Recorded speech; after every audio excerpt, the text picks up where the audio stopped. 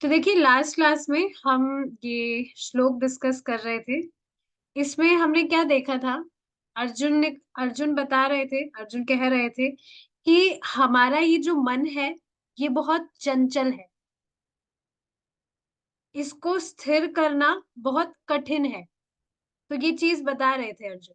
देखिए क्या है, फिर से पढ़ते हैं। हे मधुसूदन, मधुसूदन भगवान का नाम है। आपने जो योग की विधि सारांश में बताई है, वह मुझे अव्यवहारिक तथा अस्थायी लगती है, क्योंकि मन चंचल और अस्थिर है। यह महत्वपूर्ण है। हमें सदैव स्मरण रखना चाहिए कि हम भौतिक परिवेश में हैं, जहां हर पल हमारा मन अशांत रहता है। वास्तव में हम अधिक सुविधाजनक स्थिति में नहीं है। हम सदैव सोचते हैं कि अपनी स्थिति को बदलकर हम मानसिक क्लेश से मुक्ति पा लेंगे। और हम सदैव सोचते हैं कि ऐसे किसी विशेष बिंदु पर पहुंचेंगे जब सारे मानसिक क्षोभ समाप्त हो जाएंगे। तो यही तो चीज है। हमेशा हमारा माइंड क्या प्लान करता रहता है? कुछ ना कुछ, बस उसे चाहिए, कुछ चाहिए। हमेशा यही प्लानिंग उसकी चलती रहती है। और क्या विचार करता है कि लास्ट में जाकर किसी ऐसे रिजल्ट पर पहुंचेगा जो हमें पूरी तरह से संतुष्ट कर देगा, और हमारी जो भी प्रॉब्लम्स है वो सारी खत्म हो जाएगी। परंतु यह इस संसार का स्वभाव है कि हम चिंताओं से मुक्त नहीं हो सकते। तो जिन्होंने इस जगत की डिजाइनिंग की है, वो डिजाइन ही इस तरह से किया है कि व्यक्ति कभी भी चिंता मुक्त हो ही नहीं सकता है। इसका देखिए कारण क्या है? क्यों व्यक्ति को इतना परेशानी में डाला जाता है? लास्ट क्लास में हमने ये चीज डिस्कस की थी, एक बार मैं रिपीट कर रही हूँ। व्यक्ति को, आप देखेंगे, इस जगत की डिजाइनिंग इस तरह से की गई है कि वो हमेशा परेशान ही रहेगा, संतुष्ट रह ही नहीं सकता है। क्यों? क्योंकि वो सोच रहा है, उसका विचार इतना निकृष्ट है कि वो भगवान से स्वतंत्र रहकर संतुष्ट हो जाएगा, जो कि नेक्स्ट टू इम्पॉसिबल चीज है। तो इसी चीज को समझाने के लिए कि व्यक्ति के दिमाग में ये बुद्धि आए कि नहीं, ये वास्तविकता नहीं है, इस ही कारण से उसे दुख दिए जाते हैं। और तभी आप देखेंगे काफी जो लोग हैं, वो भक्ति का जो मार्ग है, वो इस कारण से भी आते हैं कि हम बहुत दुख है, हमें दुखों की निवृत्ति चाहिए। तो ये भी एक कारण है जिससे जो व्यक्ति है वो भगवान की तरफ उन्मुख होता है। तो ये इसी वजह से डिजाइन ही इस तरह से किया है कि ताकि व्यक्ति परेशान होकर समझे कि ये इसका वास्तविक घर नहीं है, वास्तविक जगह नहीं है उसकी रहने की, और भजन करके यहाँ से वो पार हो। हमारी सबसे बड़ी दुविधा यह है कि हम सदैव अपनी समस्याओं को हल करने का प्रयत्न करते हैं, परंतु यह विश्व इस प्रकार निर्मित है कि हल कभी मिलते ही नहीं है। धोखेबाज ना होकर स्पष्ट एवं खुले शब्दों में अर्जुन ने कृष्ण से कहा कि योग की जो विधि उन्होंने बताई है, कौन सा योग? अष्टांग योग, जो हमने पढ़ा अभी ऊपर, ध्यान लगाना है, मन को स्थिर रखना है, ये सारी चीजें। तो जो अर्जुन है वो स्पष्ट ये चीज बता रहे हैं कि जो विधि आप बता रहे हैं कृष्ण, वह उसके लिए कर पाना संभव नहीं है। यह महत्वपूर्ण है कि कृष्ण से बात करते हुए अर्जुन ने उन्हें मधुसूदन नाम से संबोधित किया है, जो दर्शाता है कि भगवान मधु राक्षस को मारने वाले हैं। यह उल्लेखनीय है कि भगवान के अनगिनत नाम है, क्योंकि उनकी क्रियाओं और लीलाओं के अनुसार ही उनके नाम होते हैं।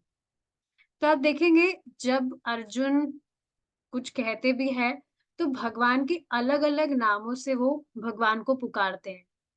उसके पीछे का भी डीप मीनिंग होता है। अब यहाँ पर भगवान को वो मधुसूदन क्यों कह रहे हैं, उसका अर्थ बताया जाएगा। निस्संदेह ईश्वर के असंख्य नाम है, क्योंकि उनकी लीलाएं असंख्य है। हम भगवान के अंश मात्र है, और हम तो यह भी याद नहीं कर सकते कि हमने बचपन से लेकर अब तक कितनी क्रियाएं की है। सनातन भगवान अनंत है, और चूंकि उनके कार्य अनंत है, इसलिए उनके अनंत नाम है, जिनमें कृष्ण प्रमुख है।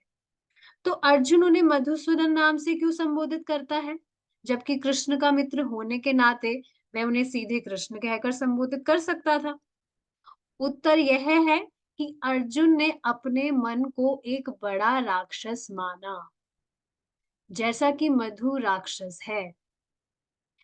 देखिए, मधुसूदन नाम की जो व्याख्या है, ऐसी व्याख्या पहली बार सुनी होगी।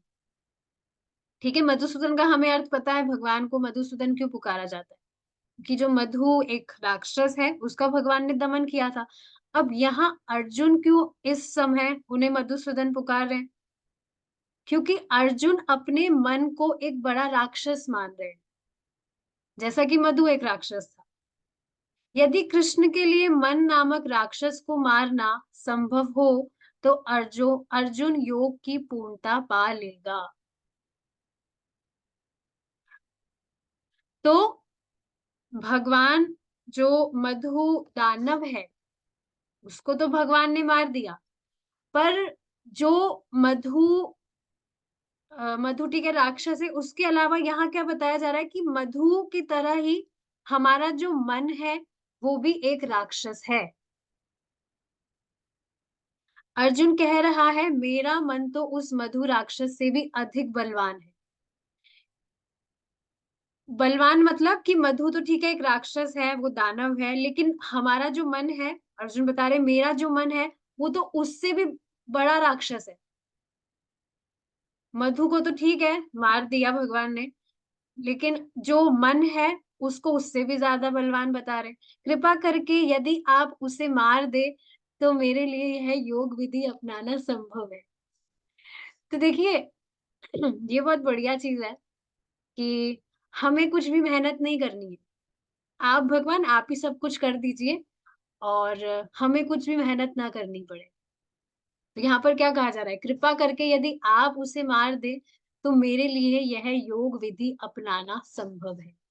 यहाँ तक कि अर्जुन जैसे महान व्यक्ति का मन भी सदैव चंचल रहता है। ठीक है, इस आगे बढ़ने से पहले कुछ पॉइंट्स डिस्कस कर लेते हैं। अब आपको यहाँ चीज एक समझ आ रही है, टॉपिक का नाम क्या है?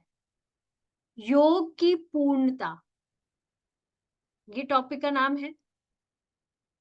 अब योग की पूर्णता है क्या? कि हमारे मन की चंचलता समाप्त हो जाए। योग का अर्थ ये जो व्यायाम वगैरह आजकल लोग समझते हैं, that we are practicing yoga, हम ऐसे कर रहे हैं, हम ऐसे सांस छोड़ रहे हैं, वैसे सांस ले रहे हैं। अभी जो लोग समझते हैं योग का अर्थ वो क्या है, कि हाँ हम कुछ व्यायाम करेंगे, कुछ एक्सरसाइज करेंगे, फिजिकल एक्सरसाइज, ताकि हम स्वस्थ रहे। और स्वस्थ रहने का पीछे का भी इंटेंशन क्या है, जो व्यक्ति भक्ति नहीं कर रहा है? इंद्रिय तृप्ति, कि इंद्रिय तृप्ति में बाधा ना आए। ये चीज देखिए, हम इस पर विचार कर सकते हैं। जो व्यक्ति है, जो लोग है, पहले बहुत सारा खा लेते हैं, अपना वजन बढ़ा लेते हैं, फिर उस खाए हुए को जलाने के लिए जिम में जाते हैं, ताकि फिर से ठीक हो जाए। तो वास्तविकता में योग का अर्थ ये नहीं है कि कुछ भी वो व्यायाम वगैरह कर रहा है। योग की पूर्णता क्या है? मन की चंचलता हमारी समाप्त हो जाए। देखिए ना, मन, आप खुद सोचिए, विचार कीजिए, मन कितना चंचल है, कितना मंकी है, हमेशा दिमाग में चलता रहता है, ये करो वो करो, जब देखो तब यहाँ जाओ वहां जाओ, कुछ भी। महाराज इस पर बता रहे थे, परम पूज्य राधा गोविंद महाराज, कि आप देखेंगे जो लोग हैं, वो किस तरह से भाग दौड़ करते रहते हैं, ऐसे सुबह शाम भागते हुए नजर आते हैं, जैसे बहुत बड़ा सिद्ध कार्य करने जा रहे हैं, जबकि कर वो कुछ भौतिकतावादी काम ही रहे, जिसका रिजल्ट जीरो ही है। क्यों? क्योंकि वो टेम्पररी है, क्षणिक है, कुछ समय के लिए। तो वास्तविकता में देखिए, योग की पूर्णता है क्या? कि मन से सारी भौतिक समस्याएं, भौतिक इच्छाएं गायब हो जाए। वास्तविकता में योग की पूर्णता ये है। और भगवान इसी तरह से गीता में बता रहे हैं। ये तो बस आजकल ये गुण है ही कि जो भी नॉलेज बताई जा रही है उसको अपनी अंडरस्टैंडिंग के हिसाब से तोड़ मरोड़ देते हैं। लेकिन वास्तविकता में योग का अर्थ यही है कि हमारा जो मन है, मन की जो चंचलता है, वो समाप्त हो। मन से जो भी भौतिक विचार है, वो सब गायब हो जाए। मन में, हमारे मन में कोई भी भोग की इच्छा, कोई भी लिप्सा ना रहे, केवल भगवान में लगे। तो जो अष्टांग योग है वो प्रामाणिक है, पर उसका जो सही अर्थ है वो ये है कि हमारा जो ध्यान है, हमारा जो मन है, वो भगवान में लगे। इसी पर प्रभु जी आज बता रहे थे सुबह की क्लास में कि कोई व्यक्ति है, तो वो बताते हैं कि मैं ध्यान करता हूँ। तो प्रभु जी ने पूछा, अच्छा क्या ध्यान करते हैं आप, ध्यान में क्या करते हैं? तो बता रहे थे, मैं शिव जी पर ध्यान करता हूँ, मैं गणेश जी पर ध्यान करता हूँ, मैं हनुमान जी पर ध्यान करता हूँ, मैं भगवान राम पर ध्यान करता हूँ, भगवान कृष्ण पर ध्यान करता हूँ। तो प्रभु जी ने कहा, अरे ये क्या बात है, ध्यान तो किसी एक चीज पर किया जाता है। ध्यान का मतलब क्या है? हमारा मन काफी सारी जगह पर ना जाके एक जगह पर स्थिर रहे। ध्यान का अर्थ ये होता है। तो वो जो व्यक्ति है, उन्हीं की जो माता जी, मतलब उनकी जो वाइफ है, वो चैंटिंग वगैरह करती है। तो यही प्रभु जी उन्हें बता रहे थे कि आप देखिए, आपकी जो माता जी हैं, आपकी जो वाइफ है, वो तो सब कुछ माला वगैरह कर रही है सुबह उठकर। उनके जीवन में देखिए कितनी तेजी से परिवर्तन है। लेकिन वो जो भी व्यक्ति है, वो सुबह जल्दी भी नहीं उठ पाते। ऑफ कोर्स अब उन्होंने चैंटिंग वगैरह करना स्टार्ट कर दिया है। तो ये चीज समझनी चाहिए कि वास्तविकता में जो योग है या जो भी ध्यान है, जितने भी सारे साधन बताए जा रहे हैं अलग अलग, उसका जो सही अर्थ है वो क्या है कि जो मन है वो भगवान में लगे। यहाँ तक कि अर्जुन जैसे महान व्यक्ति का मन भी सदैव चंचल रहता था। अर्जुन स्वयं कहता, ठीक है, यहाँ पर देखिए एक और श्लोक है, चंचलम ही मनः कृष्ण प्रमाथि बलवदृढ़म् तस्याहं निग्रहं मन्ये वायोरिव सुदुष्करम्। मन चंचल, प्रमाथी, बलवान और दृढ़ है। हे कृष्ण, इसको वश में करना तो आंधी को वश में करने से भी अधिक कठिन है। अब देखिए ये बहुत अजीब है, बहुत अजीब चीज है। आप सोचिए, इसको डिस्कस करने से पहले, पहले वाली जो चीज है जो हम यहाँ डिस्कस कर रहे थे, आप सोचिए हमारा जो मन है, अगर वो सही हो जाए तो कितना अच्छे से जो भी हम भजन करते हैं, कितना अच्छे से हमारा मन लगेगा। लेकिन मन की प्रॉब्लम क्या है कि वो लगता नहीं है। आप देखेंगे काफी सारे लोग जिनको आप प्रीचिंग करे होंगे, वो अक्सर कहते हुए दिखेंगे कि हमारा मन नहीं कर रहा है। मुझे काफी सारे कहते हैं लोग, अभी अंदर से वो आवाज नहीं आ रही है, अभी ये सही टाइम नहीं लग रहा है, आप जो भी बता रहे हैं बहुत अच्छा बता रहे हैं, पर अभी हमें सही टाइम नहीं लग रहा है कि हम इसको फॉलो करें। तो यही तो मन की प्रॉब्लम है। जो आपको दवाई बताई जा रही है, वो आपको आपके मन को सही करने की ही तो दवाई बता जा रही है। मन का तो स्वभाव ही ये है कि वो लगेगा नहीं, क्योंकि उसको इतने अच्छे से अनादिकाल से ट्रेनिंग दी गई है कि वो भगवान में लगे ही ना। भगवान से इतर चीजों में तो लगाया है उसे, तो अनादिकाल से उसे बहुत अच्छे से ट्रेन किया है। तो अब उसकी ये स्वभाव स्वाभाविक स्थिति है नहीं, पर अब स्वाभाविक स्थिति उसकी लग रही है कि मन लगेगा नहीं। तो एक माताजी थी, उन्होंने कहा कि अभी मैं थोड़ी डिस्टर्ब हूँ, अभी मेरा मन जो है वो कुछ भी नहीं कर रहा है, मैं सही टाइम आने पर आपसे पक्का आपसे मैं कनेक्ट होंगी। तो फिर मैंने उनको यही बात कहा कि जो परेशान हैं, उनको तो सबसे पहले आना चाहिए। आपको परेशानी से बाहर निकालने के लिए तो ये चीज़ बताई जा रही है, तो ये समझना चाहिए। ठीक है, अब देखिए यहाँ अर्जुन क्या कह रहे हैं कि मन चंचल, प्रमाथी, बलवान और दृढ़ है। हे कृष्ण, इसको वश में करना तो आंधी को वश में करने से भी अधिक कठिन है। अब चंचल है, चंचल का क्या अर्थ होता है कि एक जगह बैठता नहीं है। चंचल मतलब इधर उधर जाना है तो उसको पकड़ लो, पकड़ा तो नहीं जा सकता है। उसके अलावा क्या कह रहे हैं, प्रमाथी। प्रमाथी मतलब पागल है, प्रमाथी मतलब पागल, दिल तो पागल है। आप सोचिए ना, क्या क्या बिना मतलब की इच्छाएं आती रहती है मन में। जहां सुख का कोई संभावना है ही नहीं, सुख की संभावना भी नहीं है, वहां वहां इमेजिन करता रहता है। आप खुद कभी देखते नहीं है कि जैसे आप कभी बैठे हैं, तो आप बैठे बैठे ही पता नहीं कहाँ कहाँ आपका मन आपको ले जाएगा, बिना मतलब की चीजों में। फिर एकदम से बाहर आते तो आता है, अरे ये हम क्या सोचने लगे, एकदम से ही अभी हमारा जो प्रेजेंट है, पता नहीं यहाँ से कहाँ कहाँ ले जाएगा।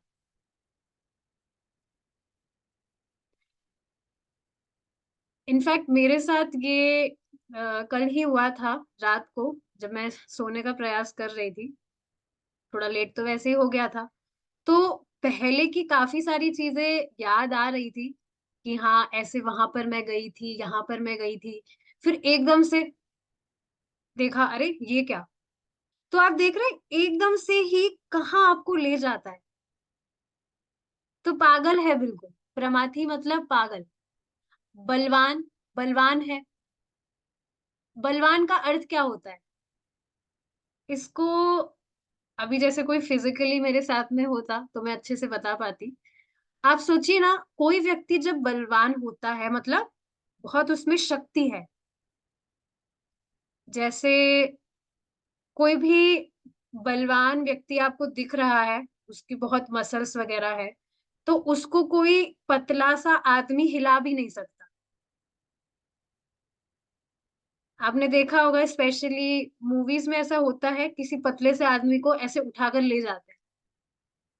तो ये जो मन है ये बलवान है, अपने साथ हमें भी घसीट कर ले जाता है। खुद तो है ही चंचल, खुद तो है ही पागल, और खुद के साथ में हमें भी ले जाता है। आप एक चीज देखेंगे, हमारे मन को हमेशा बहुत सारी वैरायटीज चाहिए होती। आप सोचिए अभी आप जहां पर है, जहां भी आप बैठे हैं, सोचिए आपका पूरा आसपास का जो जो भी आप देख रहे हैं वो बिल्कुल वाइट होता। आपका जो भी रूम है या जहां भी आप बैठे हैं, सब कुछ वाइट होता, कुछ भी। अभी तो आप देख रहे हैं कितने सारे कलर्स हैं, पर कुछ भी नहीं, बिल्कुल वाइट होता। तो हम बिल्कुल पागल हो जाते। Is it not? ऐसे ही आप देखेंगे खाने में भी हमें कितनी सारी वेराइटीज चाहिए। एक ही दिन चाहे से आपका कोई फेवरेट आइटम भी हो, उसको हम डेली नहीं खा सकते, बिल्कुल बोर हो जाएंगे। तो मन को हमेशा बहुत सारी वेराइटीज चाहिए। तो बलवान क्यों कहा जा रहा है कि बलवान का एक और अर्थ क्या लिया जाता है कि जिद्दी है, चाहिए और अभी ही चाहिए, वेट भी नहीं करना चाहता। अब आप सोचिए, ऐसा मन जो चंचल है, पागल है, बलवान है, और उसके साथ में हम रहते हैं एवरी टाइम, तो कहाँ से जो मन है वो भजन में लगेगा जब उसकी ऐसी दशा है। और वो भी अकेले। अच्छा, आप मुझे प्रैक्टिकली बताइए, कल अभी क्लास नहीं हुई तो क्या किसी के भी दिमाग में संकल्प आया कि थोड़ा पढ़ तो लेते हैं हम? आज क्लास नहीं हो रही है, खुद से पढ़ लेते हैं, या चलो थोड़ा रिवीजन ही कर लेते हैं, पहले का कुछ वीडियो वगैरह रिकॉर्डिंग सुन लेते हैं। तो देख रहे हैं आप, अकेले तो कभी मन करेगा ही नहीं। सच में ये चीज मैं अभी जो लास्ट एकादशी गई थी उस पर बहुत रिफ्लेक्शन आ रहा था, बहुत हैवी रिफ्लेक्शन आ रहा था कि उस टाइम पर मेरी वास्तविकता में कोई प्लानिंग नहीं थी कि मैं एक्स्ट्रा मतलब ज्यादा राउंड्स करूं। पर भक्त थे, 3-4 भक्त थे, ज्यादा नहीं थे, बट स्टिल फ्री में मेरा 16 माला एक्स्ट्रा हो गया। इज इट नॉट साक्षी माता जी, आप भी थे शायद उस दिन फ्री में। आप देख रहे संगत, हम जब एसोसिएशन ले रहे हैं तब वो फ्री में चीज हो गई। अकेले तो हमारा जो मन है वो प्रीच ही करता रहता है कि नहीं रहने दो, बाद में कर लेंगे ये वो। पर सामने भक्त दिख रहे थे तो फिर उठने का मन भी नहीं कर रहा था, अरे सब साथ में है बिल्कुल जैसे। सच में बहुत अच्छा लग रहा था। तो मैं यही चीज सोच रही थी कि हम ये कहते तो है, पर ये सच में वास्तविकता है कि एसोसिएशन में हम भक्ति कर पा रहे हैं, अकेले तो कभी कर ही नहीं पाते। तो ये जो अकेले भजन करने का ख्याल है ये तो बहुत दूर रख देना चाहिए।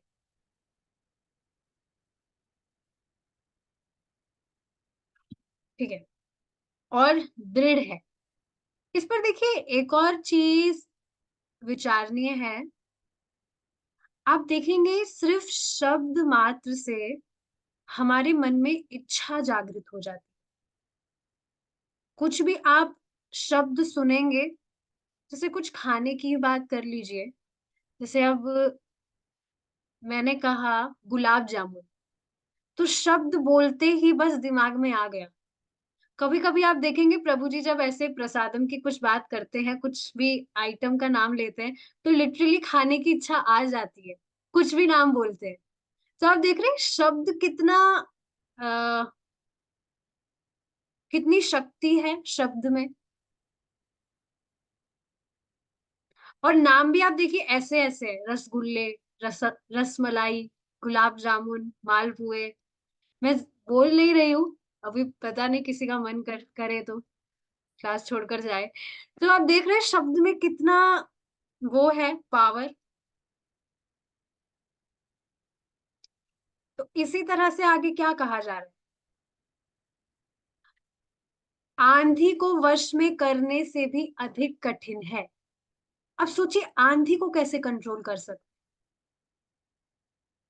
जो फैन चलता है ऊपर, उसको तो फिर भी हम कंट्रोल कर सकते हैं, स्विच बंद कर दिया।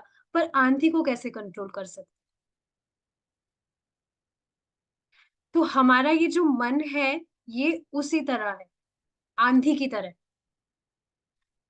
तो इसी पर देखिए परम पूज्य राधा गोविंद महाराज बताते हैं कि हमें कभी भी मन की चिंता नहीं करनी चाहिए, जीभ की चिंता करनी चाहिए कि हमारी जीभ से भगवान का नाम निकल रहा है। और जब हम इस तरह से करके गंभीरता से सुनने का प्रयास करते हैं, तो धीरे धीरे अपने आप मन भी संयमित होने लगता है। और इस चीज को आप खुद देख सकते हैं, कितनी सारी चीजें चेंज हो गई। अभी थोड़ी देर पहले ही एक माता जी का मैसेज आया था कि सारी आदतें बिल्कुल चेंज हो गई। कभी सोचा नहीं था कि सुबह ऐसे उठकर मंगला आरती अटेंड करेंगे, नाम जप करेंगे, प्रसाद खाएंगे, सिर्फ प्रसाद ही खाएंगे। कितनी सारी चीजें चेंज हो गई। कोई सामान्य व्यक्ति आपको देखेगा तो सोचेगा कितनी तपस्या करते हैं ये लोग, ये तो बिल्कुल भी लाइफ को एंजॉय नहीं करते, बिल्कुल तप में जीवन जी रहे हैं ये तो। पर हमें ही पता है कुछ भी तपस्या नहीं है।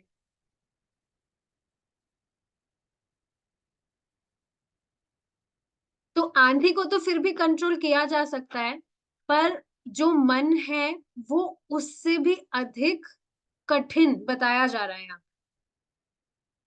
वास्तव में यह सत्य है कि मन हमें सदैव कहता रहता है कि यहाँ जाओ, वहां जाओ, यह करो, वह करो। वह सदैव बताता रहता है कि किधर मुड़ा जाए। किधर मुड़ा जाए, इंद्रिय तृप्ति की तरफ। किधर मुड़ा जाए, भगवान से इतर चीजों की तरफ मुड़ा जाए जिससे भगवान का कुछ संबंध ही नहीं है।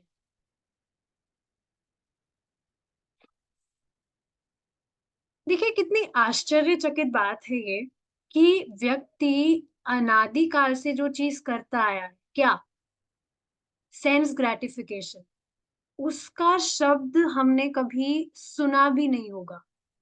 हमारे कभी भी स्कूल में, कॉलेज में, कभी भी जो इंग्लिश का जो भी सब्जेक्ट होता है, कहीं पर ये वर्ड सुना है आपने? मैंने तो कहीं नहीं देखा। यहाँ तक कि एक जर्नलिस्ट है, प्रभुपाद जी के टाइम की बात है, वो खुद इस चीज को बता रहे थे कि उन्होंने कभी ये शब्द नहीं सुना। अक्सर लोग जब जो भी भक्त है या व्यक्ति जो भी कनेक्ट होते हैं, रिकॉर्डिंग सुनते हैं, तो सेंस ग्रेटिफिकेशन का मतलब पूछते हैं। सेंस ग्रेटिफिकेशन क्या होता है? जबकि अनादिकाल से व्यक्ति यही करता आया है, उसके बाद में भी कभी सुना नहीं। कितना ये सरप्राइजिंग है। जो चीज व्यक्ति हमेशा से करता आ रहा है, उसके बारे में उसने सुना भी नहीं। क्या ऐसा कभी हो सकता है? पूरे लिटरेचर में कहीं पर भी नहीं। कभी नहीं पढ़ा होगा, जबकि करता यही आया है अनादिकाल से। तो ये बताता रहता है, वह सदैव बताता रहता है कि किधर मुड़ा जाए। योग विधि का सारांश चंचल मन को संयम में रखना है। अब देखिए ये लाइन हम पढ़ तो रहे हैं, पर आप देखेंगे जब भी ये बात कही जाती है कि आप इस तरह की कुछ तपस्या करिए। तपस्या मतलब कि जो आपकी इंद्रियों को संयमित करे। तो आप देखेंगे इस विचार से भी हमारा जो मन है वो विमुख रहता है। तो यही चीज कल हुई थी। कोई थे व्यक्ति, वो कह रहे थे अब तो बर्थडे आने वाला है, आपका बर्थडे आने वाला है। तो मैं उनको बर्थडे के बारे में बता रही थी कि जो बर्थडे है ये वास्तविकता में हैप्पी नहीं है। उनके बिल्कुल ऊपर से सारी चीजें जा रही थी। तो आप देख रहे हैं, our mind repulses even from the thought of sense control.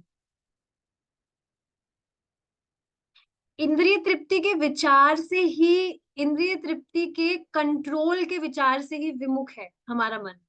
बिल्कुल नहीं सुनना चाहता है कि कुछ हम कंट्रोल करें। कंट्रोल मतलब हमारे सेंसेस को कंट्रोल करें। योग विधि का सारांश चंचल मन को संयम में रखना है। अष्टांग योग में मन को परमात्मा में केंद्रित करके वश में किया जाता है। यही योग का संपूर्ण उद्देश्य है। तो कुछ भी दूसरी जो भी विधि बताई जा रही है, उसका भी यही उद्देश्य है कि जो मन है वो भगवान में लगे। परंतु अर्जुन कहता है कि मन को वश में करना हवा को बहने से रोकने से भी अधिक कठिन है।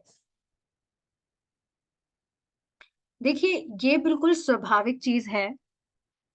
फिर से मैं बताना चाहूंगी कि हमारा जो मन है वो नहीं ही करेगा। और आश्चर्य जब करना चाहिए, तब करना चाहिए जब हमारा मन लगे।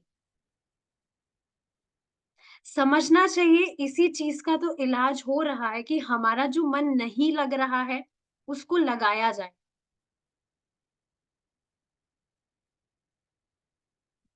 क्योंकि इसकी इसको ट्रेनिंग ही इस तरह से दी गई है अनादिकाल से कि मन ना लगे। तो बस अब उस चीज का वो अभ्यस्त हो गया।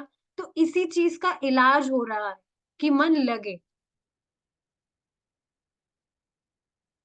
यह तो ऐसे व्यक्ति की कल्पना करने के समान है जो तूफान को अपनी बाहें फैलाकर रोकने का प्रयत्न करे।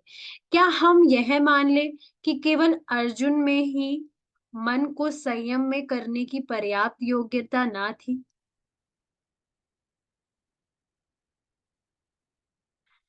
सत्य तो यह है कि हम अर्जुन की असीम योग्यताओं को समझना शुरू भी नहीं कर सकते हैं। तो देखिए यहाँ बताया जा रहा है कि जो अर्जुन है, उनकी योग्यता का हम एस्टिमेशन भी नहीं कर सकते। हम ये समझ जाए ये तो दूर की बात है, शुरू भी नहीं कर सकते। आखिर वह स्वयं भगवान का व्यक्तिगत मित्र था। अर्थात ऐसे बात कर रहे थे वो जैसे अभी हम एक दूसरे से यहाँ बात कर रहे हैं, तो फिर भी ऑनलाइन है। वहां पर अर्जुन कृष्ण से फेस टू फेस बात कर रहे थे। अब सोचिए ऐसे व्यक्ति की क्या योग्यता है, इसका क्या ही हम अंदाजा लगा सकते हैं। यह अत्यंत उच्च स्थिति है जिसे महान योग्यताओं के बिना नहीं पाया जा सकता है। देखिए, अगर हम हमसे वास्तविकता में ईमानदार हैं, तो हम इस चीज को समझ सकते हैं कि करोड़ों जन्म निकल जाए, उसके बाद में भी हम इस स्थिति को प्राप्त नहीं कर सकते।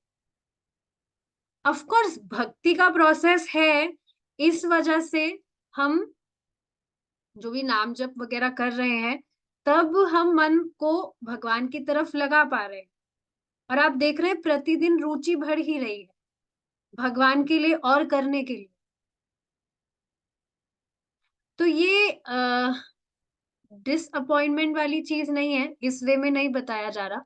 बस ये समझाया जा रहा है कि भगवत प्रेम आसान चीज नहीं है।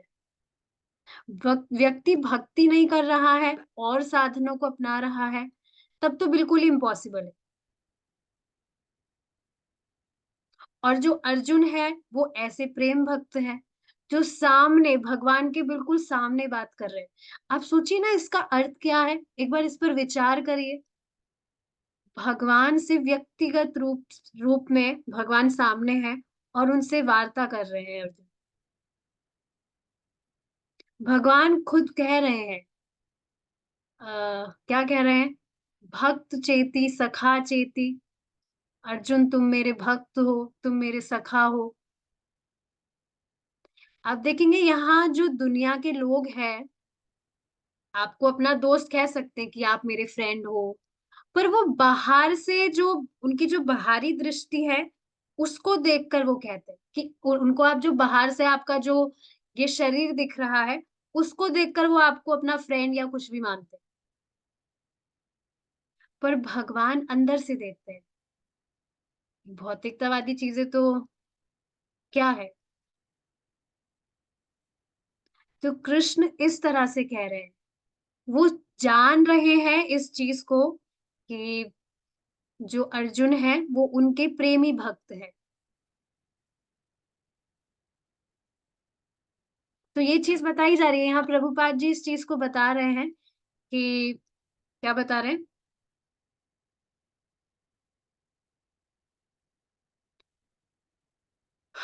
तो मैं इसमें कंफ्यूज हो जाती हूँ आगे पीछे में। हाँ, तो बेसिकली यहाँ पर यही बताया जा रहा है कि जो अर्जुन है उनकी योग्यता के विषय में बताया जा रहा है। क्या हम यह मान ले कि केवल अर्जुन में ही मन को संयम में करने की पर्याप्त योग्यता ना थी?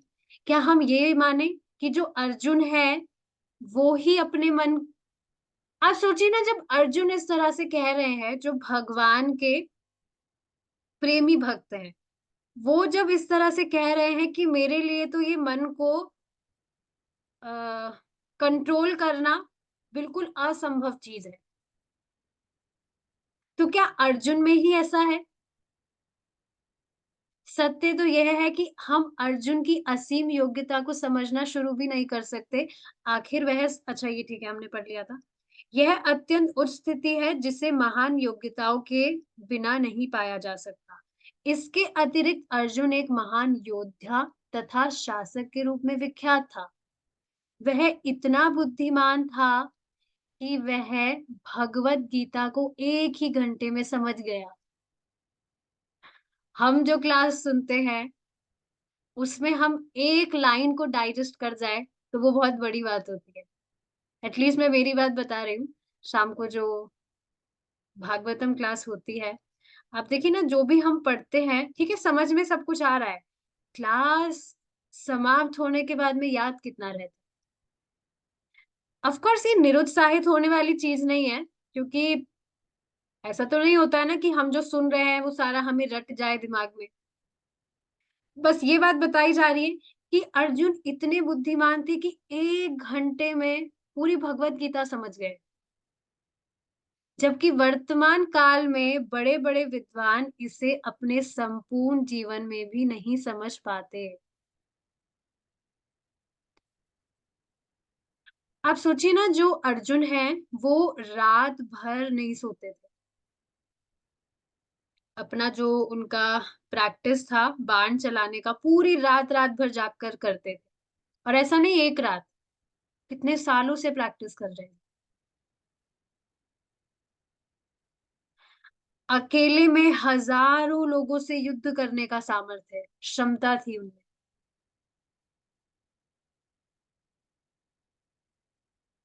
फिर भी अर्जुन सोच रहा था कि मन को वश में करना उसके लिए संभव नहीं। तो क्या हम यह कल्पना करें कि जो अर्जुन के लिए उस अधिक प्रगतिशील युग में जो असंभव था, वह हमारे लिए इस पतित युग में संभव होगा? समझ पा रहे हैं क्या कहा जा रहा है? उस टाइम पर अर्जुन के लिए जो चीज़ बहुत डिफ़िकल्ट थी, क्या हमारे लिए वो चीज़ पॉसिबल है? हम तो देखिए ना, हम कितने वी आर मोस्ट फॉलन। आप सोचिए ना, उस टाइम पर कुछ फ़ेसबुक, यूट्यूब कुछ भी नहीं था, डिस्ट्रैक्शन डिस्ट्रैक्शन कुछ था भी नहीं, जैसा अब है। और फिर भी उनके लिए इतना वो बता रहे हैं असंभव वाली चीज़ है ये। तो क्या हम यह कल्पना करें कि जो अर्जुन के लिए उस अधिक प्रगतिशील युग में जो असंभव था, वह हमारे लिए इस पतित युग में संभव होगा? आंसर स्पष्ट है, उत्तर स्पष्ट है। नहीं, नहीं होगा। हमें एक क्षण के लिए भी यह नहीं सोचना चाहिए कि हम अर्जुन की श्रेणी में हैं। नेवर। हम तो फ़ॉलन से भी फ़ॉलन हैं। हम उनसे हज़ारों गुना नीचे हैं। देखिए, ये चीज़ यहाँ पर क्यों बताई जा रही है? ये समझाने के लिए कि वास्तविकता में मन को कंट्रोल करना इतना आसान नहीं है, जितना व्यक्ति सोचता है। आधे लोग तो इसके बारे में विचार ही नहीं करते कि मन को कंट्रोल भी करना है क्या या नहीं करना है। पर अगर आप विचार करें, तो ये बुद्धि में कब आएगा? जब हमें कोई परहेज करने को कहा जाता है। जैसे कोई व्यक्ति है, उसको कुछ बीमारी है, उसको कुछ परहेज करने को कहा जाता है कि नहीं, आपको ये नहीं लेना है। तब उसको समझ आता है, अरे! मेरा तो मन मान ही नहीं रहा है, मुझे तो ये चाहिए ही। तो ये जो सात्विक लाइफ़स्टाइल फ़ॉलो की थी मैंने, तब समझ आता था कि कितना मुश्किल है। मैं चाहती तो हूँ कि मैं कंट्रोल करूँ, पर कंट्रोल हो ही नहीं पाता है। या जब गुस्सा बहुत आता था, तब भी दिमाग में आता था कि मैं चाहती तो हूँ कि मैं गुस्सा ना करूँ, पर फिर भी इतना गुस्सा क्यों आ रहा है? तब ये चीज़ समझ आती है कि मन को संयमित करना is not an easy thing. तो हम उससे हज़ारों गुना निकृष्ट हैं। इसके अतिरिक्त अर्जुन द्वारा इस योग विधि के प्रयोग का कोई इतिहास नहीं है।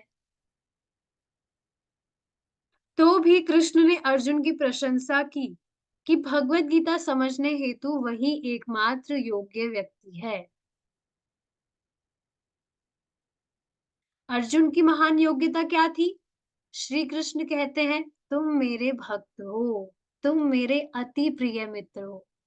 इन योग्यताओं के होते हुए भी अर्जुन ने श्री कृष्ण द्वारा वर्णित अष्टांग योग करने को मना कर दिया। तो क्या हम निष्कर्ष निकालें? क्या हमें मन के सभी क्या हमें मन के कभी भी वश में ना हो सकने पर निराश हो जाना चाहिए? हमारा मन कंट्रोल नहीं हो रहा है, तो हमें क्या निराश हो जाना चाहिए? अरे! ये तो कंट्रोल ही नहीं हो रहा है। बस अब तो दिल पागल है, तो अब इसकी जो मन कह रहा है, इसकी ही शरण हमें लेनी चाहिए और इसका कहना मानना चाहिए। जो ये कहे वैसा करना चाहिए, क्योंकि पागल व्यक्ति तो मानता नहीं है, हमारा दिल तो पागल है, हमारा मन तो हमारी बात मानेगा नहीं। तो जैसा कह रहा है हम वैसे फॉलो करते हैं। नहीं, यह वश में किया जा सकता है और यह विधि है कृष्ण भावनामृत। कितनी अमेजिंग चीज है कि कुछ भी आपकी लाइफ में प्रॉब्लम है, कुछ भी परेशानी हो सकती है, उसका अल्टीमेट सॉल्यूशन है Krishna consciousness. There is no other way. इस टॉपिक को हम कल कंटिन्यू करेंगे। I will see if there are any questions.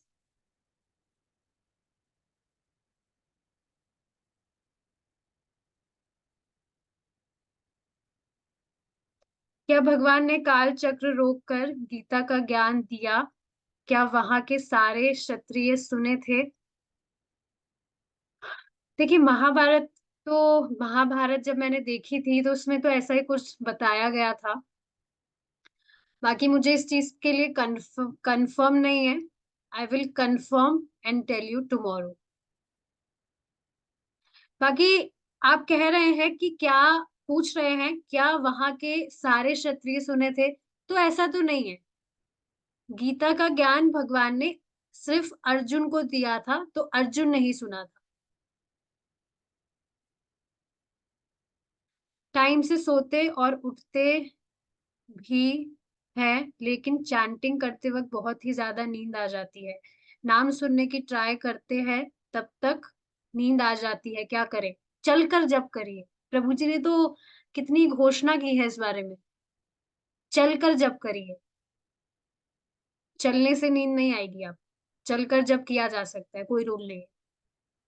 ठीक है, we will stop here now. Srila Prabhupada की जय। निताय गौर प्रेमानंदे। हरि बोल।